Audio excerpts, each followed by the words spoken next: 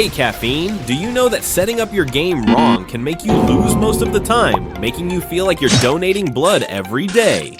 I know that technical gameplay is crucial for improving your win rate, but if two players have the same level of skill, wouldn't having a better understanding of the settings give you an advantage? Today I'm going to talk about how to set your game settings the right way, or let's say, the most suitable for your own way. First, let's check out the settings page.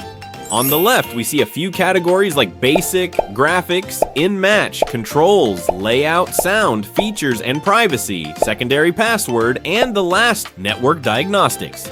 In total, we have 9 categories. However, the most super important will be in the controls category. I'll briefly go over the other categories. I will start from the top to down. However, if I cover everything in one video, it would get super long, so I'll break it into a total of 4 videos. In this video, I'll be explaining the first 2 categories, which are basic and graphics. For in-match and controls, each will be standalone in one video, then the remaining 5 categories will be combined in one video. So if you're only interested in the controls settings, make sure to stay tuned for the next video. Okay. Before we start, I need to vaccinate myself. To avoid being scolded, I'm not a professional in the HOK settings. I just based on what I know about and analyze it to share with all caffeine. It might be wrong. If yes, please correct me in a civilized manner. If you are just scolding without any logic reason, then I will just pass over. So today we will talk about the first 2 categories. By the end of this video, you'll know how to solve your queries and doubts and how to set the most perfect graphics for your own device. Without further ado, let's dive into today's video. The first category, Basic, is more about your account and personal info. Let's go through it step by step. The first setting is link your phone number. You can link your number by selecting your country code, like +1 for the US, +62 for Indonesia, +63 for the Philippines, and +60 for Malaysia. Then enter your phone number and click send to get a verification code. Once key in, then click confirm will do. If you're unsure of your country code, you can Google search country code, the second column. I'll also attach the link in the description. So the question comes, what's the benefit of linking your phone? Which is, you can easily find your friends who have saved your phone number and add them, inviting them to play HOK together. Don't worry, you can unlink your number anytime.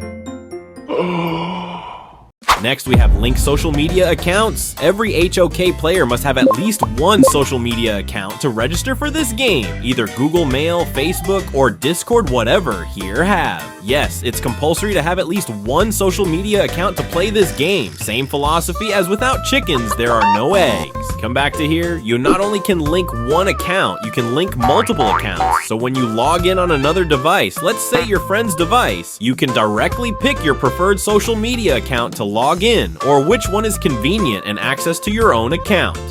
Next, player support. There are 3 sections here: tools, player support, and feedback. Tools aren't very important. I won't talk too much about this. It just lets you check your reputation level, item history, changing region, and delete your account, all you may find in tools. On the other hand, player support is pretty useful for me, especially if I want to report negative players, which I fail to report during the end of the match, or when I encounter issues in HOK, all I will report here. Give you an example, report negative players. Shh, this is my secret. I always do it like this. If I missed reporting a player after a match, you can do it here. Copy the player's name, go to player support, click contact us, just select the reported issue, choose the first one, then select which type, let's say inappropriate speech, paste the player's name, select the time, write the description, and attach a screenshot if you have. In a day or 2, normally if you have evidence, the system usually deducts their reputation score. Let's keep the game healthy and respectful.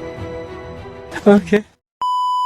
Next, feedback. If you face any bug during the match, or you want to provide some suggestions, you may proceed here.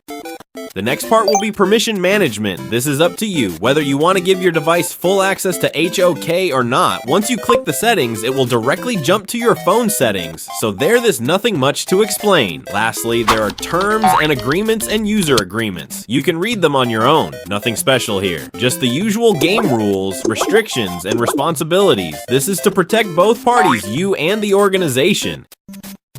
At the bottom of this section, you can change your language, voice, and chat translation into other languages. The download manager is where you can download all the game resources, including other modes, some hero skin showcases, and so on. I usually download everything. And finally, log out is where you can switch to other accounts. Now, let's move on to graphics settings categories. This one can be tricky because it depends on your device's specs. As the name suggests, it affects how the game is visual and performs, so if your phone qualifies as low tier, if you didn't set these settings probably could cause lag or overheating. Here's how to get the best result to suit your phone to become stable, smooth gameplay without making your phone feel like a frying pan cooking eggs. First, FPS, frames per second, set high. FPS refers to how many images are shown per second. The higher it is, the smoother the game, but it will use up more battery and heat your phone faster. I recommend setting it to high. Okay. Next, resolution, either high or standard, it depends on yourself. This controls the game's clarity. The higher the resolution, your game picture looks more clarity. Ultra doesn't add much compared to standard unless you want to show off your result. Please ignore my result. Once we zoom in, then only we can see the difference between ultra and standard.